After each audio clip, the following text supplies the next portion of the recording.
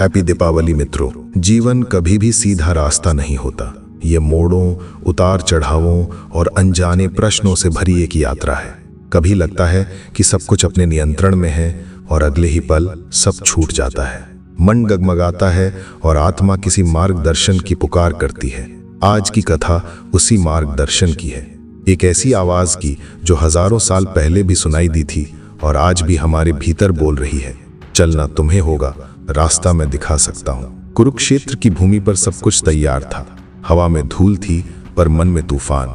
अर्जुन अपने रथ में खड़ा था। उसने देखा सामने वे लोग हैं जिन्हें वो प्रेम करता है, भीष्म, द्रोण, मित्र, बंधु और गुरु। उसके हाथ कांप उठे, धनुष छूट गया। उसने कृष्ण की ओर देखा और कहा, हे माधव, मैं नहीं कर सकता। मुझसे अपने ही लोगों पर तीर चलाना असंभव है। ये धर्म युद्ध नहीं, विनाश है। कृष्ण मुस्कुराए, वो मुस्कान जो करुणा और ज्ञान दोनों का संगम थी। उन्होंने कहा, अर्जुन, तेरा भ्रम ही तेरी जंजीर है। तू शरीर देख रहा है, आत्मा नहीं। जो तू मारने चला है वे पहले से ही काल के हाथों बंधे हैं। तू केवल एक माध्यम है। कृष्ण ने अर्जुन से कहा कि आत्मा ना जन्म लेती है ना मरती। ये सदा से है और सदा रहेगी। शरीर बदलता है, आत्मा नहीं। इसलिए अपने कर्म से मत भाग, कर्तव्य तेरी साधना है। कृष्ण बोले, अर्जुन, जीवन में सबसे कठिन युद्ध बाहर नहीं, भीतर होता है। मन ही मित्र है, मन ही शत्रु। जो मन को जीत लेता है वो संसार को जीत लेता है। जो अपने विचारों में हार जाता है वो रणभूमि में जीतकर भी हारा हुआ होता है। कृष्ण ने कहा, कर्म से भागना मोह है, परिणाम का भय तुझे रोकता है।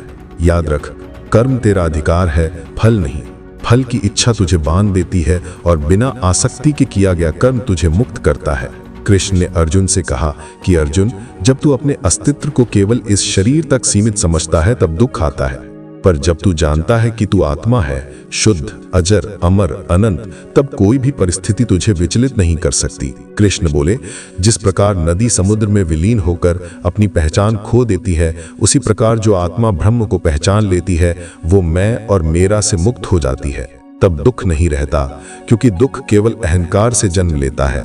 अर्जुन ने धीरे से कहा, हे माधव, मैं कैसे इस आत्मा को अनुभव करूं? कृष्ण बोले, ध्यान कर अर्जुन, मन को भीतर ले जा। जहां विचार मौन हो जाएं, वहां आत्मा स्वयं बोलती है। वो आवाज ना बाहर है ना भीतर, वो बस है। कृष्ण बोले, अर्जुन, तू सोचता है कि मैं तेरा रथी हूं, पर मैं तेरे भीतर का सारथी हूं। जब तू अपने जीवन का रथ मुझे सौंप देता है तब मैं उसे सही दिशा में ले जाता हूं। कर्म को पूजा बना दे, हर कार्य को ईश्वर को अर्पित कर। भोजन कर तो उसे भी प्रसाद समझ, कार्य कर तो उसे भी यज्ञ समझ। जो इस भाव से कर्म करता है वो संसार में रहकर भी संसार से मुक्त रहता है। कृष्ण के शब्द अर्जुन के भीतर उतरते गए। मन स्थिर हो रहा था। उसे लगा जैसे भीतर से कोई कह रहा हो, चलना तुम्हें होगा, रास्ता मैं दिखा सकता हूं। अर्जुन ने पूछा, हे केशव, अगर मैं असफल हुआ तो? कृष्ण बोले, असफलता केवल उन लोगों के लिए होती है जो परिणाम से चिपके रहते हैं। जो ईश्वर को समर्पण करके कर्म करता है वो कभी असफल नहीं होता, क्योंकि हर अनुभव, हर पीड़ा, हर हार उसे सत्य के और पास ले जाती है। कृष्ण बोले, विश्वास का अर्थ है अंधकार में भी ये जानना कि सूरज उदय होगा। तू बस अपना कर्म कर। मार्ग कठिन होगा पर मैं तेरे साथ रहूंगा। रास्ता मैं दिखा सकता हूं, चलना तुझे ही होगा। कृष्ण बोले, अर्जुन, जब अज्ञान तुझे ढक लेता है तब ज्ञान की अग्नि सब कुछ जला देती है। जिसके भीतर ये अग्नि जलती है वो भय, संशय और मोह से मुक्त हो जाता है। जो ये समझ ले कि सब कुछ परमात्मा का है वो कभी दुखी नहीं होता, क्योंकि उसका हर कर्म, हर सांस एक भक्ति बन जाती है। कृष्ण ने कहा, ज्ञान वो नहीं जो पुस्तकों में है, ज्ञान वो है जो तू अनुभव में जीता है। जब तू हर कार्य में ईश्वर को देखता है तब ज्ञान प्रकट होता है। कृष्ण बोले, अर्जुन, जो ध्यान करता है वो स्वयं को ईश्वर से जोड़ता है। ध्यान कोई क्रिया नहीं, ये एक अवस्था है जहां तू केवल हो जाता है। जो अपने मन को नियंत्रित नहीं कर सकता वो साधना में स्थिर नहीं रह सकता, पर जो अभ्यास और वैराग्य के साथ चलता है वो अवश्य स्थिर हो जाता है। जिस प्रकार हवा दीपक की लौ को डगमगाती है, वैसे ही इच्छाएं मन को डगमगाती हैं, पर जब साधक उन इच्छाओं को शांत करता है तब वो अपने भीतर का प्रकाश देख पाता है। अर्जुन ने पूछा, हे माधव, तू कौन है? कृष्ण बोले, मैं वो हूँ जो सब में है। मैं सूर्य की ज्योति हूँ, मैं अग्नि की ऊष्मा हूँ, मैं जल का प्रवाह हूँ, मैं वायु की गति हूँ, मैं समय हूँ जो सबको चला रहा है। जो मुझे हर वस्तु में देखता है और हर वस्तु को मुझ में देखता है वो कभी मुझसे अलग नहीं होता। अर्जुन की आंखों में आंसू थे। उसे पहली बार समझ आया ईश्वर कोई बाहर नहीं, वो हर श्वास में, हर पल में, हर कर्म में है। कृष्ण के वचनों से अर्जुन का हृदय जाग उठा। अब उसका मन स्थिर था, उसकी दृष्टि स्पष्ट थी। उसने धनुष उठाया, पर अब उसमें क्रोध नहीं था, उसके भीतर केवल समर्पण था।